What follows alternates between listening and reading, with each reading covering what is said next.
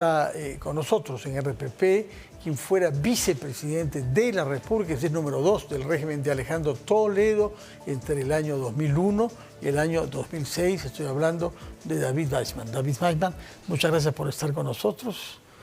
Usted era un dirigente empresarial, industrial de la Sociedad Nacional de Industrias en el año 99, cuando decide dar un paso hacia la política y conoce a joven Toledo por entonces, sí, por y supuesto. queda fascinado por él y le ve chances de ser un buen jefe de Estado.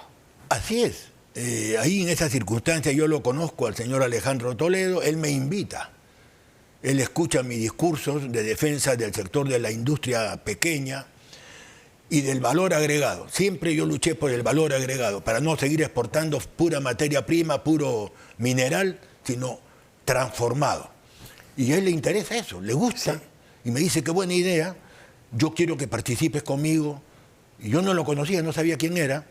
Ahí él se presenta, me informa, todo, perfecto, le dije, yo encantado. Si tú tienes esa intención, me gustaría escucharte en otro sitio, a ver.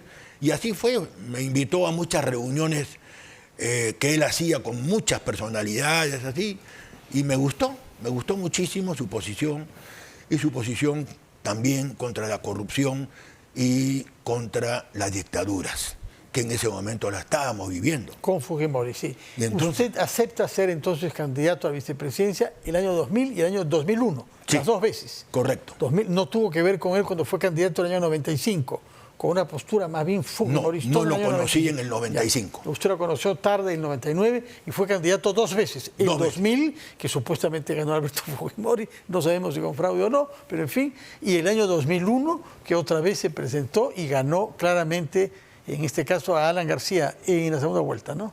Así es, le ganó a Alan García en la segunda vuelta, él salió elegido presidente, yo segundo vicepresidente, primer vicepresidente el señor Raúl Díez Canseco. Y congresista, usted. Y congresista yo. Y congresista también.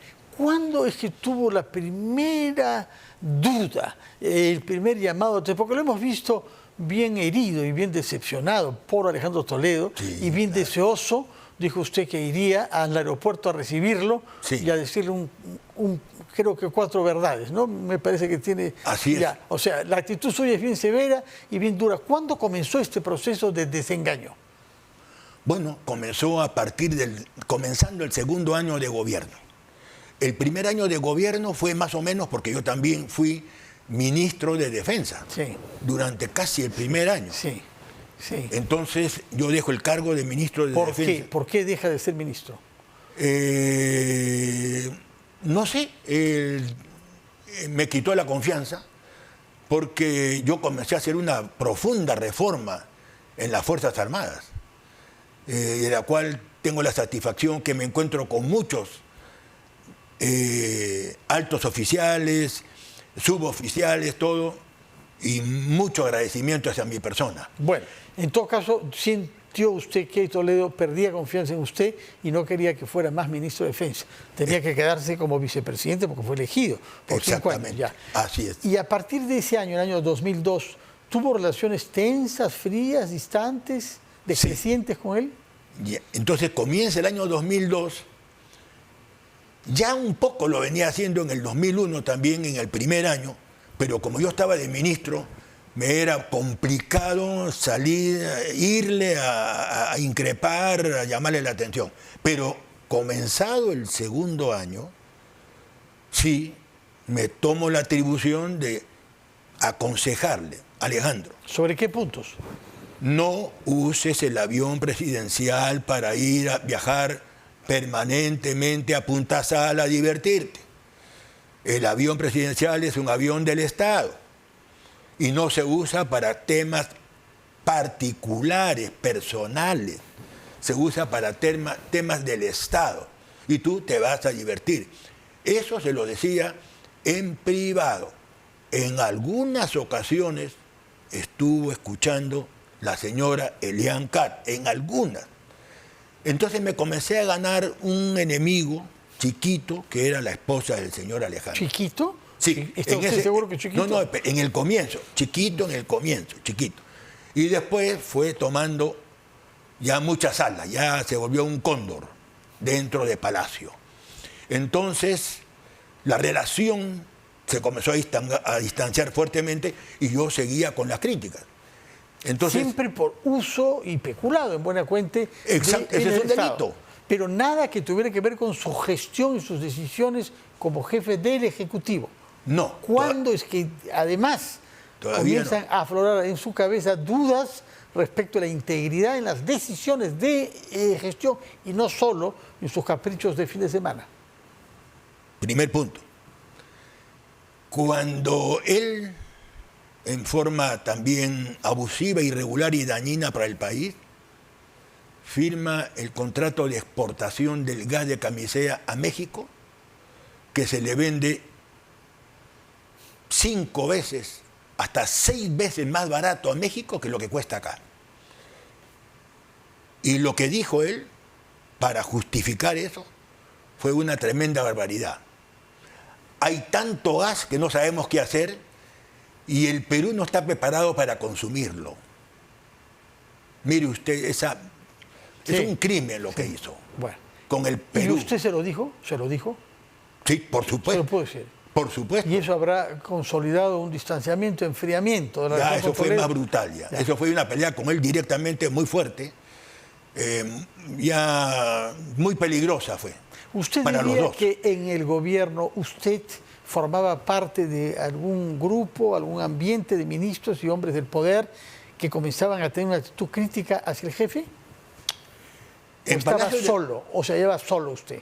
Solo, porque en Palacio de Gobierno habían ambientes para los vicepresidentes. Sí. Usted tenía su oficina. Yo no tenía oficina. ¿Cómo que no? Si usted el único que tenía oficina es el primer vicepresidente. Yo no. Porque él... El señor Díaz-Canseco, Raúl Díaz-Canseco. Así es. A mí no me quiso dar oficina. Simplemente me lo negó. ¿Desde el principio? Desde el principio. Ya, o sea, no lo quería tener cerca de entrada para el gobierno. Así es. Nunca me quiso tener cerca. Nunca. Además, cuando el señor Díaz-Canseco se ve obligado a retirarse de la primera vicepresidencia, el único vicepresidente que queda soy yo. Era usted, sí. Y en todos los viajes que acostumbraba mucho, le gustaba viajar a don Alejandro, tenía que quedarme yo de vicepresidente, encargado de la vicepresidencia. En las veces que se encargaba el señor Raúl Díaz-Canseco, yo entraba al despacho presidencial donde se quedaba el señor Raúl Díaz-Canseco. Cuando me tocó a mí ser encargado de la presidencia de la República, resulta que él cerraba todas las oficinas, el despacho principal presidencial, donde despachaba él, donde me correspondía despachar a mí, y todas las oficinas anexas que estaban ahí. ¿Qué es lo que temía Toledo de usted? No sé. Pero algo debe sospechar, alguna idea debe tener. Bueno, en primer lugar, las tremendas críticas que yo le venía haciendo respecto al mal uso del avión presidencial. Y después no tenía. Bueno, no, perdón. Lo del gas es grave, lo que ha dicho. Y lo del gas, que yo me puse con una fiera, ahí casi nos vamos a las manos también. ¿Tanto así? Sí, no señor. sabíamos que un presidente de la República hubiera podido irse a las manos con un vicepresidente. Así, señor, así es. Así es, porque cuando usted ve cosas irregulares, pero escandalosamente graves, y no le hacen caso, entonces yo me considero vejado. Claro, o sea, me están utilizando. Es corresponsable, además, usted. Y además corresponsable. ¿Pensó renunciar? Nunca quise renunciar. No me dijo tampoco él. Ni yo, ni él. Yo jamás quise renunciar y él tampoco en ningún momento me tocó la palabra renuncia. En ningún momento. De acuerdo. Y entre los ministros, ¿usted podía compartir estas, digamos, dudas que tenía y estas angustias, este disgusto, esta sensación de haber sido vejado con comportamientos indignos de un jefe de Estado? ¿Podía compartir eso con algún ministro? Generalmente no quise hacer ese compartimiento. Pero Nunca. poco a poco comenzó a hablar en público.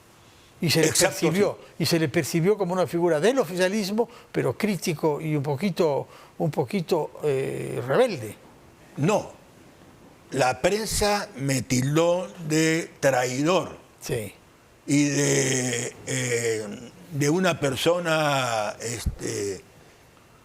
que no sabía comportarme con el presidente de la República de faltoso, de respeto, etc. Así me tildó. Y por eso me pusieron payasito. Y me comenzaron a desprestigiar por ese lado. Porque no tenían otra de a dónde agarrarse para dañarme. Entonces, payasito, payasito, payasito. Y bueno, finalmente lo tomé bien. Bueno, no me afectó. Con humor. Con humor, de acuerdo. Pero yo seguí trabajando. ¿Qué es lo que recuerda usted de las circunstancias que llevaron a la firma de las licitaciones, a las concesiones de las licitaciones de la interoceánica, que es finalmente lo que ha valido la extradición de Toledo, ¿no? Lamentablemente, las leyes en el Perú para todo lo que es inversión de empresas nacionales y extranjeras son leyes que hasta ahora todas están y han pasado, después de mi salida, 4 congresos. Y nadie las modifica, ni se interesan, ni piensan, ni la tocan, ni hablan de esas leyes. Son leyes perniciosas en contra del país. Porque son leyes que someten. O sea, usted hace un contrato.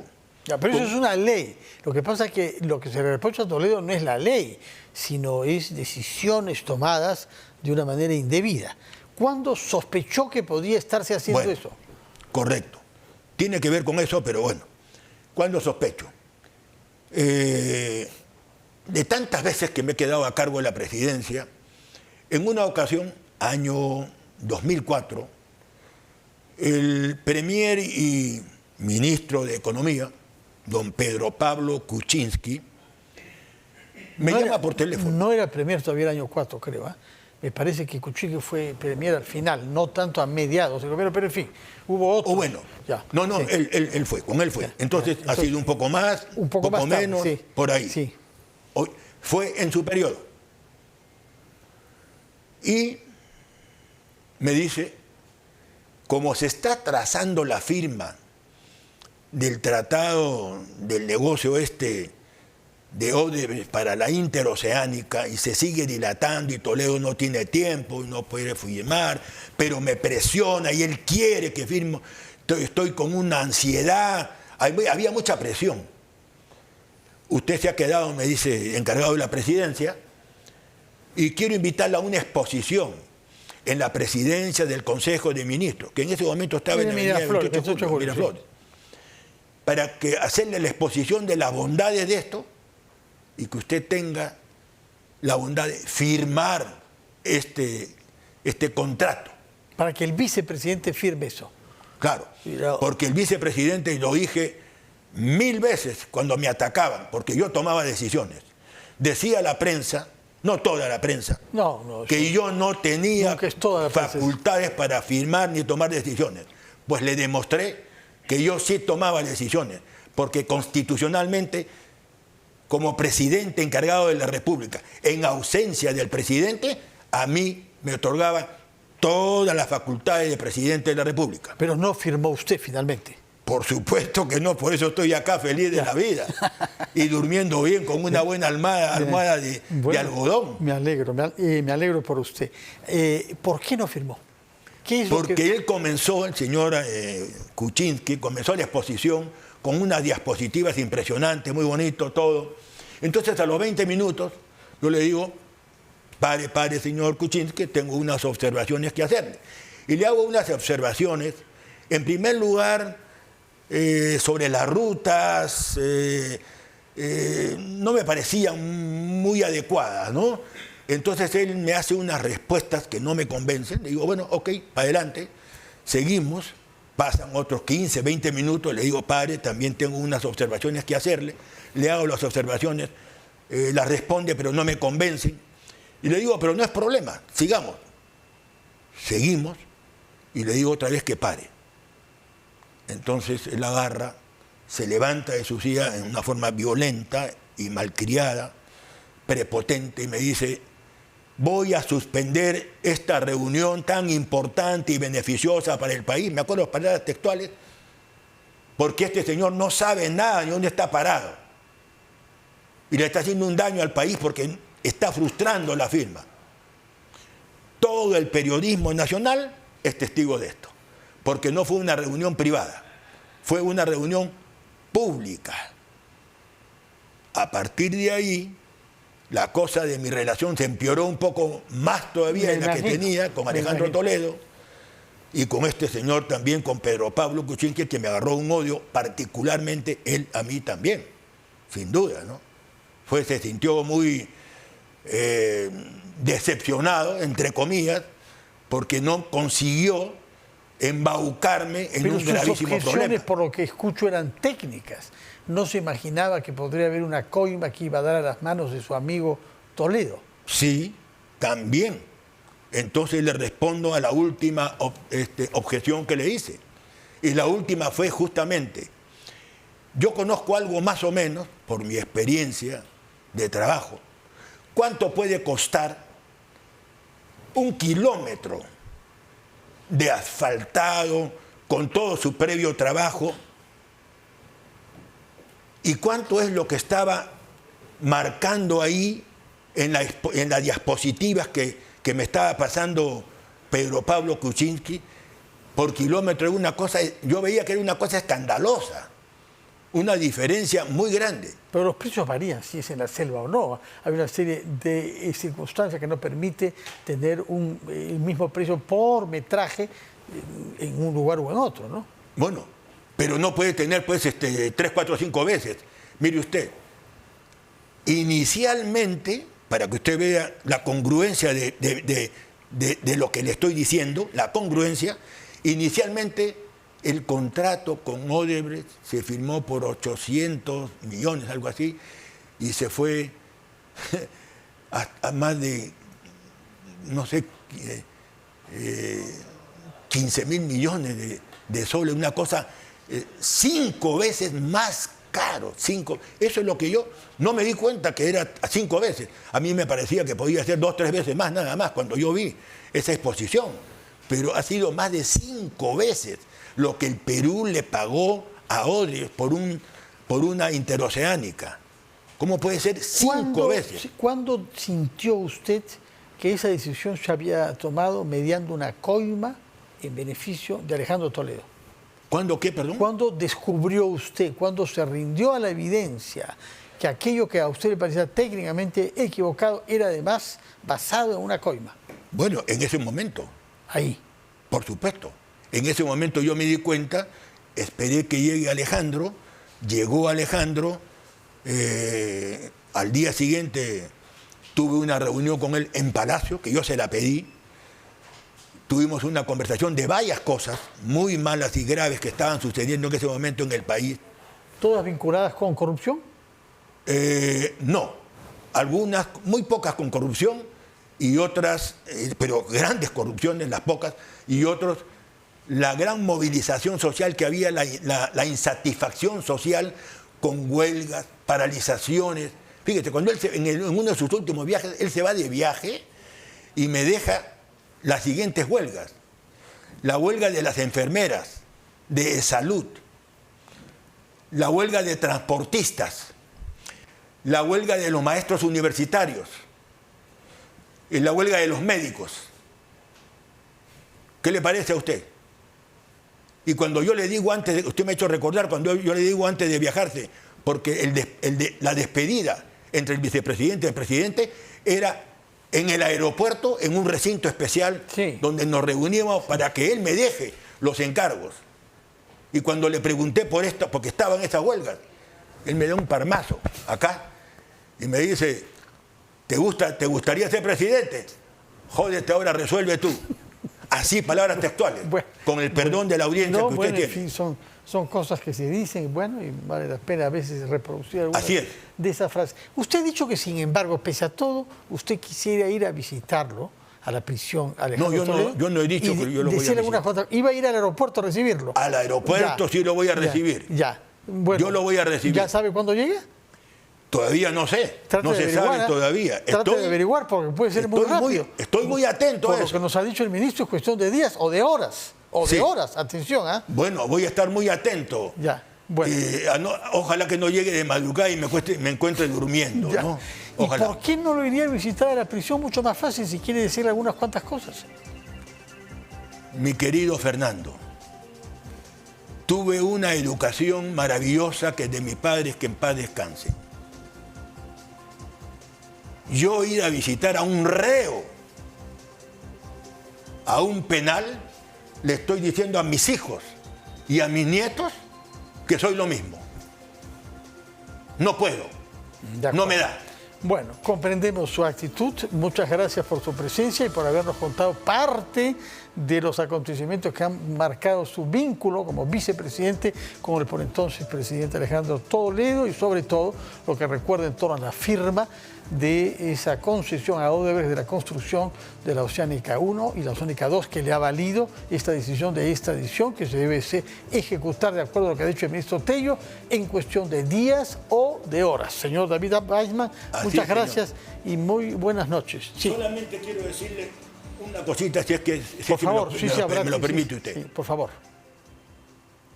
11 años después, en la comisión PADI, pasaron 2 congresos, 2 periodos presidenciales. Se hizo una investigación en el año 2015, concluyó en el 2016. Por eso he dicho varias veces, hay muchos que están asustados. Es congresista, no solamente de mi partido, Perú Posible, de otros partidos. ¿Quiénes, por ejemplo, cree usted que pueden estar asustados? No le voy a dar nombres. ¿Por qué? Usted es una persona que habla con mucha libertad, ¿no? Sí, miedo no me gusta. A ganarse más enemigos, ¿no? Exactamente. Ahí usted puede ver el informe final, porque se presentaron 3 informes cuando debería haber un solo informe. Sí. Yo recuerdo cuando hay una investigación solamente hay un informe, no 3. No, se publicó como... Y los 2 informes finales, los 3, todos divergentes. Al propósito, habría que ver qué congresistas fueron los que firmaron. Finalmente, PADI tuvo que mandar su informe solo a la Fiscalía, señor. Recuerdo muy bien, y se publicó como libro. Yo asistí a su presentación en la Feria de Libros de ese año. Señor David Weissman, ex vicepresidente de la República y ex amigo de Alejandro Toledo, muchas gracias por estar acá y por habernos contado su versión de hechos que fueron importantes en su momento y que me imagino habrán sido dolorosos para usted desde el punto de vista personal. Muchas gracias por su presencia y muy buenas noches.